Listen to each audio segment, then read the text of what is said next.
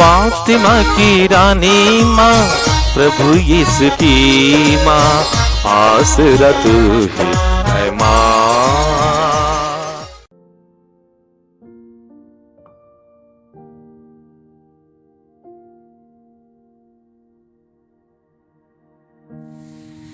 पहला पाठ इब्रानियों के नाम संत पौलुस का पत्र, अध्याय 9, पद संख्याएं 2 से 3, 11 से 14 तक। एक तंबू खड़ा कर दिया गया।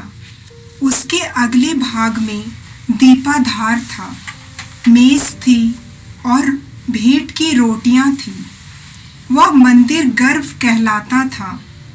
दूसरे पर्दे के पीछे का कक्ष परम पावन मंदिर गर्भ कहलाता था। मसीह हमारे भावी कल्याण के महायाजक के रूप में आए और उन्होंने एक ऐसे तंबू को पार किया जो यहूदियों के तंबू से महान तथा श्रेष्ठ है, जो मनुष्य के हाथ से नहीं बना और इस पृथ्वी का नहीं है।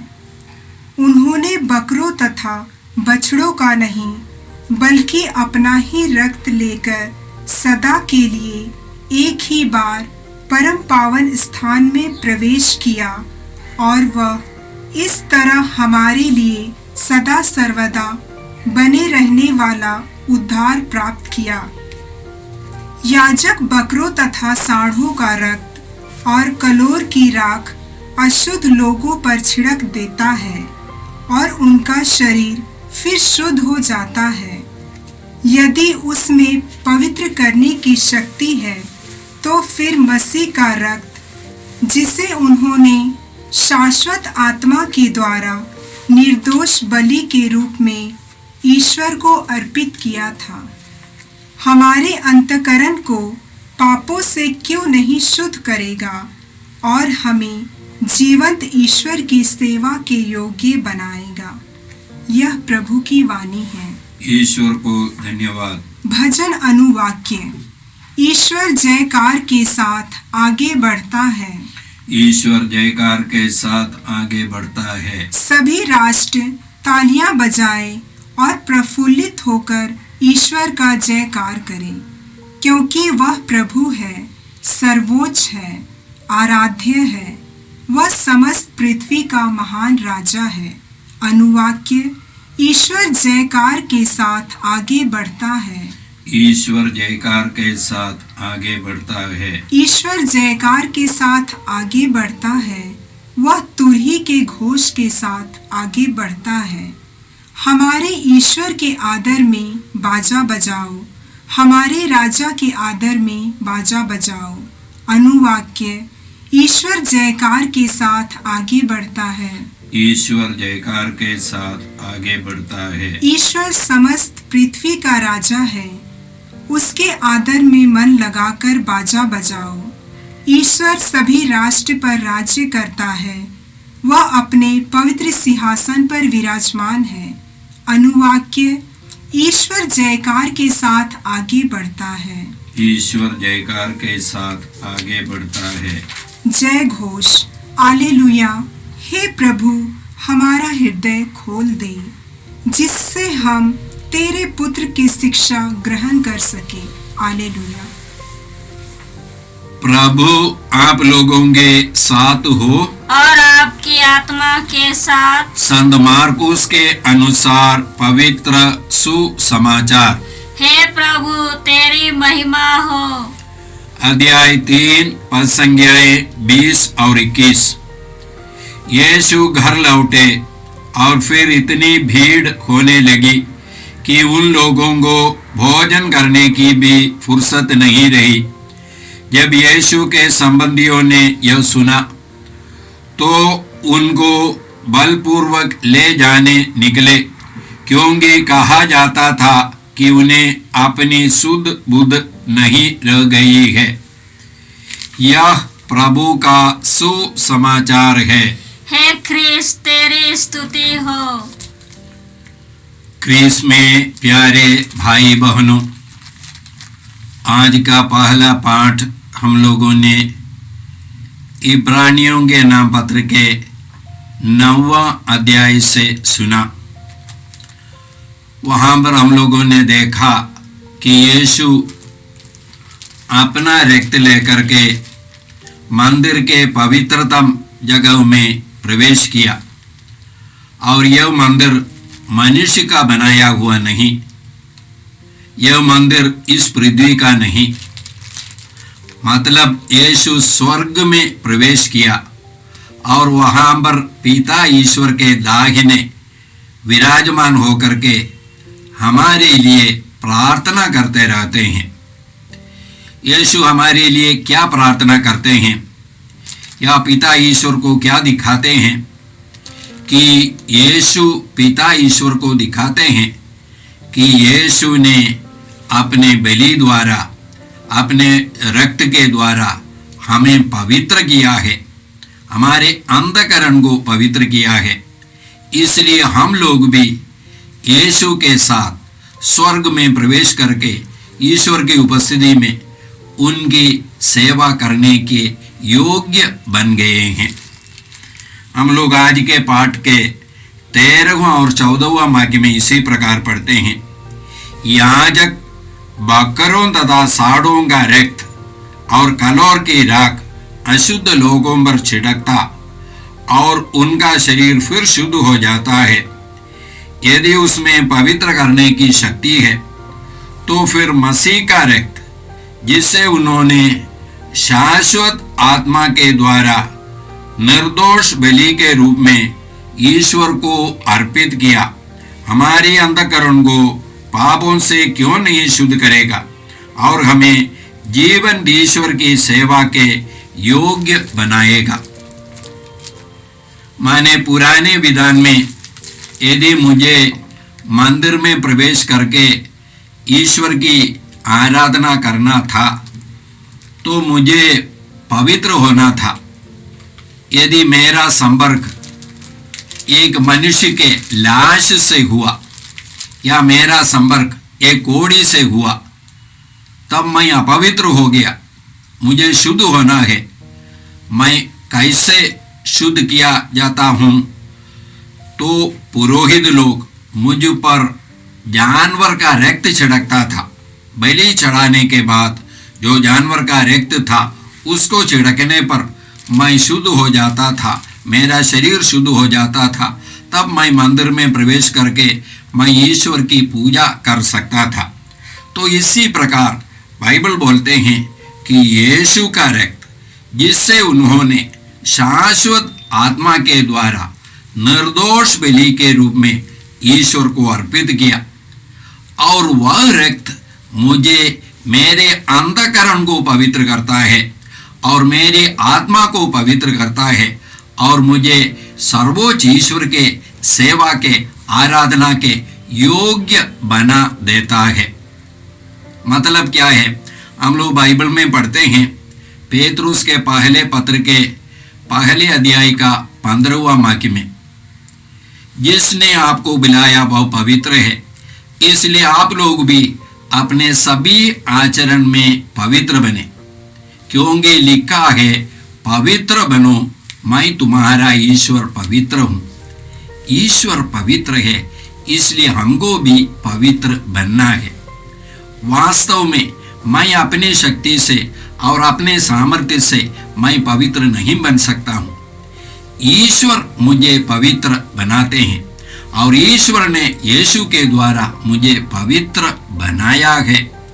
यीशु के क्रूस मरण और पुनरुत्थान के द्वारा मैं पवित्र बन गया हूँ और इसलिए मैं ईश्वर की सेवा के, ईश्वर की पूजा के, आराधना के योग्य बन गया हूँ। हम लोग संत योहन के सुसमाचार के 4 अध्याय में पढ़ते हैं, यीशु समारी स्त्री से बोलते हैं, समय आ रहा है, आ ही गया है, जब सच्चे आराधक ईश्वर की आराधना आत्मा में और सच्चाई में करेंगे। ईश्वर आत्मा है, इसलिए सच्चे आराधक को चाहिए कि वह ईश्वर की आराधना आत्मा में और सच्चाई में करे।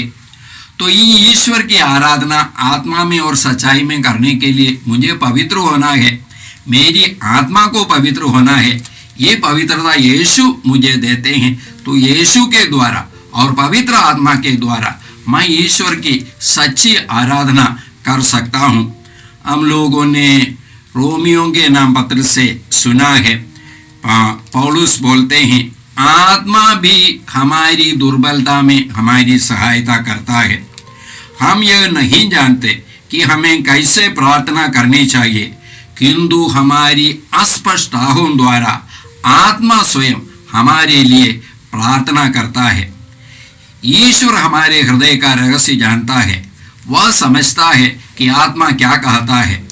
आत्मा ईश्वर की इच्छा अनुसार संतों के लिए प्रार्थना करता है। तो यीशु के द्वारा, ये पवित्र आत्मा के द्वारा हम लोग ईश्वर की सच्ची आराधना कर सकते हैं।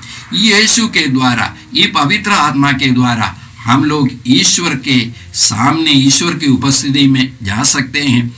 माने अनंत जीवन के स्वर्ग में हम लोग प्रवेश कर सकते हैं। और वास्तव में इसके द्वारा बाइबल बोलते हैं हम लोग स्वर्ग में प्रवेश किए हैं। एफेसियों के नाम पत्र के 2 अध्याय के 6 वाक्य में हम लोग इसी प्रकार पढ़ते हैं, यीशु के द्वारा ईश्वर ने आपको पुनर्जीवित किया और स्वर्ग में बैठाया। तो इसका मतलब हमारे लिए क्या है? इसका मतलब यही है, हम सबों के लिए, हम यहाँ पर रहते हैं कई विचारधाराओं के लोगों के बीच में, कई प्रकार के विचारधारा। हम लोगों के लिए, हमारी मुक्ति के लिए केवल एक ही विचारधारा है या एक ही विचार है और एक ही सच्चाई है, वह है यीशु। यीशु हमारे जीवन के एकमात्र मुक्तिदाता है। यीशु ने अपना रक्त बहा करके मुझे पवित्र किया है, पवित्र बनाया है।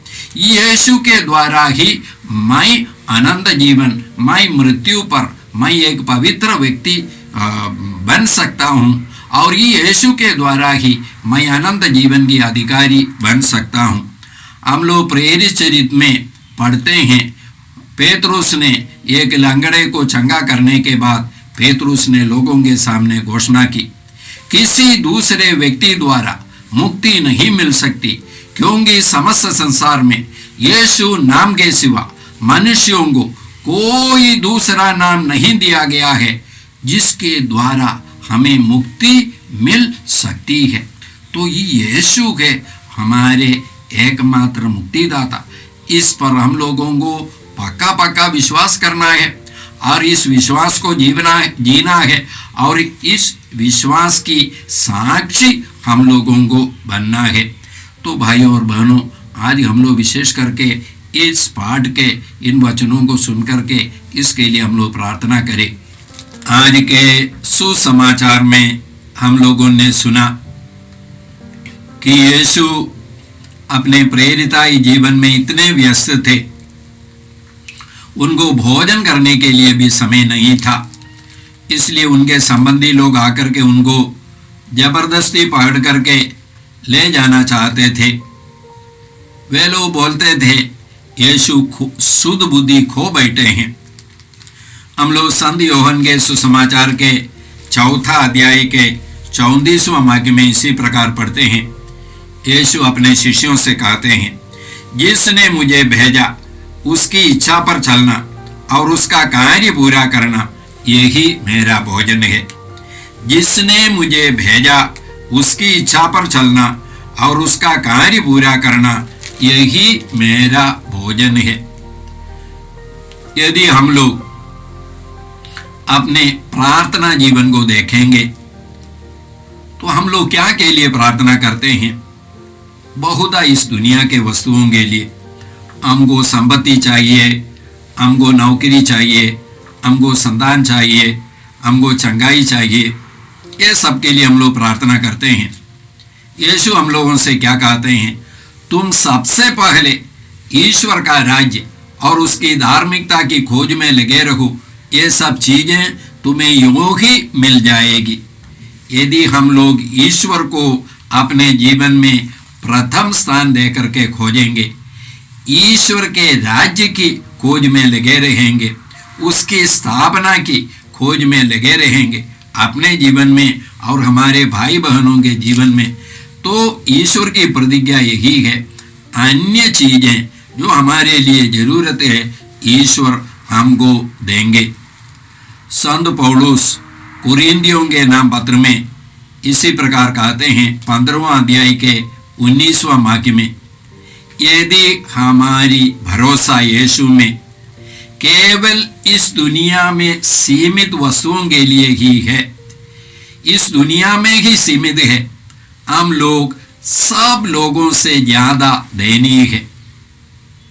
यदि हमारा भरोसा यीशु में इस दुनिया में ही सीमित है, तो हम लोग अन्य सभी लोगों से सबसे दयनीय है। तो हम लोग क्या इस दुनिया के ही सीमित जीवन बिताते हैं? यीशु ने कहा, इस पृथ्वी पर पूंजी जमा नहीं करो जहां मोर्चा लगता, कीड़ा खाता और चोर सेंध लगाकर चुराता है। स्वर्ग में पूंजी जमा करो जहां मोर्चा नहीं लगता, कीड़ा नहीं खाता और चोर सेंध लगाकर नहीं चुराता है। जहां तुम्हारी पूंजी है वहां तुम्हारा हृदय भी होगा। हमारा हृदय कहाँ पर है? आज हम लोग प्रभु से कृपा मांगते हैं। हमारे जीवन इस दुनिया में सीमित है। हम लोग स्तोत्र ग्रंथ में पढ़ते हैं, हमारी जीवन की अवधि 70 साल की है। यदि स्वास्थ्य अच्छा है तो 80 साल की, और हम अपने अधिकांश जीवन दुख तकलीफ में बिताते हैं और हम शीघ्र ही चले जाते हैं। तो हमारी जीवन की अवधि सीमित है। हमारा जीवन इस दुनिया के लिए नहीं है। हम लोग आनंद जीवन की खोज में है, इस आनंद जीवन की यात्रा करते हैं। तो इस आनंद जीवन को लक्ष्य बना करके हमको जीवन बिताना है। इसलिए भाई और बहनों, हम लोग प्रार्थना करते हैं, हे परमपिता ईश्वर, तेरे पुत्र यीशु के लिए हम तुझे धन्यवाद देते हैं। यीशु के द्वारा तूने हमें पवित्र किया है। यीशु के द्वारा तूने हमें अनंत जीवन के अधिकारी बनाया है। ये अनंत जीवन को लक्ष्य करके जीवन यात्रा करने के लिए हम सबों को कृपा दीजिए। ये प्रार्थना हम करते हैं प्रभु क्रिस्त के द्वारा, आमीन। जय यीशु क्रिस्त में प्रिय भाई और बहनों, प्रभु यीशु ने हमें आदेश दिया है संसार के कोने कोने में जाकर सारी सृष्टि को सुसमाचार सुनाओ। सुसमाचार सुनने के लिए और सुनाने के लिए एक अच्छा मौका है। आप कृपया इस चैनल का सब्सक्राइब करें, लाइक करें, शेयर करें, बेल आइकन दबाएं ताकि यहाँ की नई वीडियोस की सूचना आपको मिलती रहेगी। साथ साथ आप दूसरों को भी प्रेरणा दें इसका सब्सक्राइब करने के लिए। याद रखें, कल के मिसा के दैनिक पाठ और उस पर टिप्पणियाँ आज ही दोपहर के बाद हम लोग अपलोड करते हैं।